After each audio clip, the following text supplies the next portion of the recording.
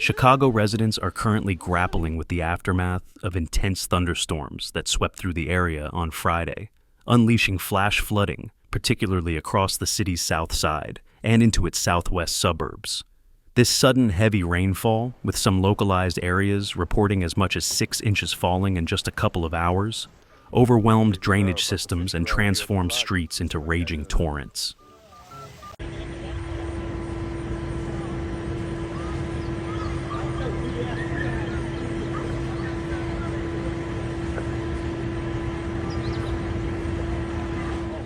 The deluge had immediate and severe consequences. Roads were washed out, leaving many vehicles stalled and abandoned in the middle of submerged roadways. Basements, particularly in the hardest-hit areas, quickly filled with inches, and in some cases even feet of water.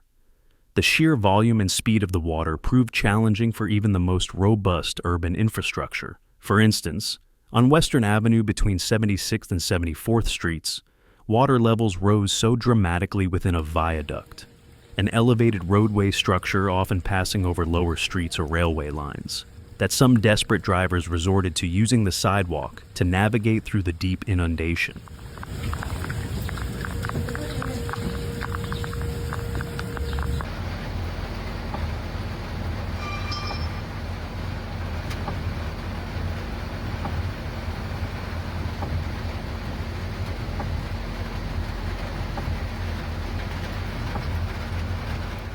Other areas experienced similar dramatic scenes.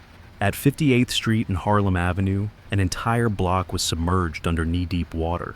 Similarly, the roadway beneath the viaduct at 47th Street and Archer Avenue became completely flooded.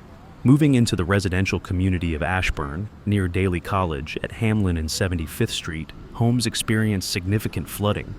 One homeowner and his daughter were observed diligently working to clear debris that had clogged the sewers, exacerbating the problem. They noted that while Thursday night's storms had caused some minor damage, Friday's event was considerably worse, forcing them to cancel their plans for the day to spend hours extracting water from their basement. Denise Cerna, another resident, described her ordeal, saying, "At least yesterday it wasn't flooding, now it's flooding. We're doing everything. The whole basement is flooded. We've been mopping for 2 hours. From the outside, there's water coming in." Fortunately, in her immediate area, the flooding drained relatively quickly, and no one was left stranded on the roads.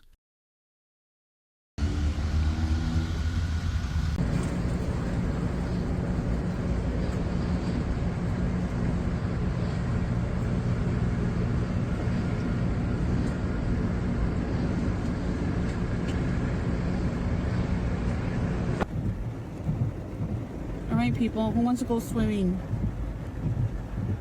It's just flooded. Crazy. Be careful. The impact extended beyond just the south side. In the southwest suburbs, the situation was equally dire, if not more so. Bridgeview, which is notably one of the lowest points in terrain across the entire Chicago metropolitan area, bore the brunt of the storm. More than 6 inches of rain fell in Bridgeview in less than 2 hours, completely overwhelming storm drains and turning streets into temporary rivers. Some kids were even seen trying to enjoy the massive puddles, and one man was observed paddling in an inner tube, highlighting the unusual and unexpected nature of the flooding. In Summit, a family found their just-finished basement waist-deep in water, with their brand-new washer and dryer now completely ruined.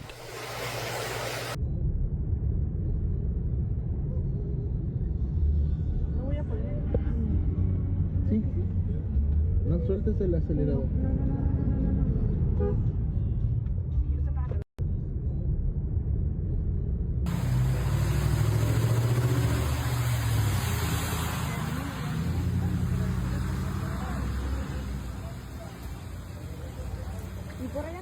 The rapid onset of the flooding also snarled air traffic. Chicago Midway Airport reported an astonishing 1.5 inches of rain in just 37 minutes. And within 90 minutes, the total climbed to 2.77 inches. This intense precipitation led to a ground stop at Midway, an air traffic control procedure that halts all aircraft on the ground bound for a particular airport or region, preventing further congestion and ensuring safety. Both Midway and Chicago O'Hare International Airport experienced significant delays to both incoming and outgoing flights.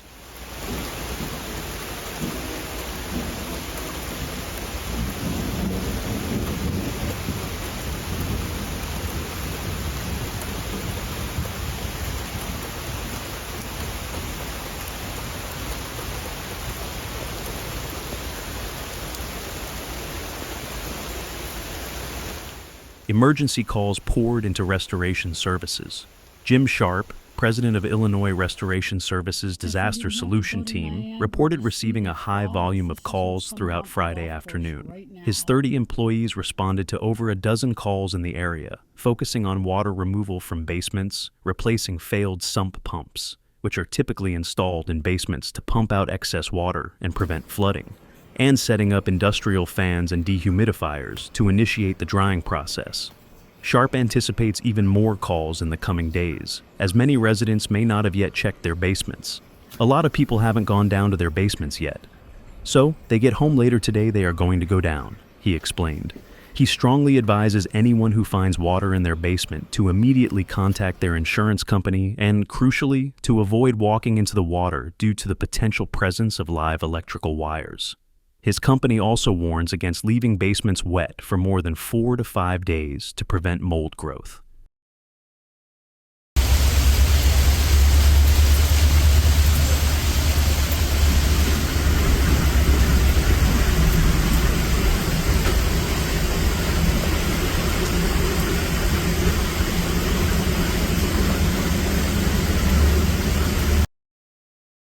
Throughout the region, drivers on Interstate 55 encountered flooded sections of the highway, with one video showing entirely submerged vehicles. Reports from the National Weather Service indicated flash flooding in Naperville, Washington Park, and Burr Ridge, in addition to Chicago. A flash flood warning had been in effect for Chicago's South Side, where between 3 and 5 inches of rain had already fallen across the area. In one harrowing instance, a person became trapped in a vehicle within a flooded viaduct and required towing to safety. While some areas experienced remarkably quick drainage, preventing more widespread roadside stranding, homeowners are fervently hoping for no repeat of such heavy rainfall on Saturday.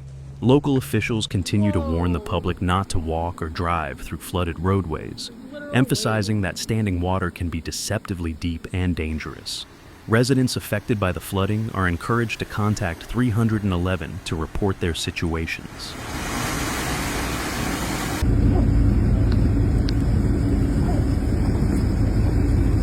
Our street right now, Tom. By the bridge, it's totally flooded. Thank you for watching. See you in the next It's video. still raining.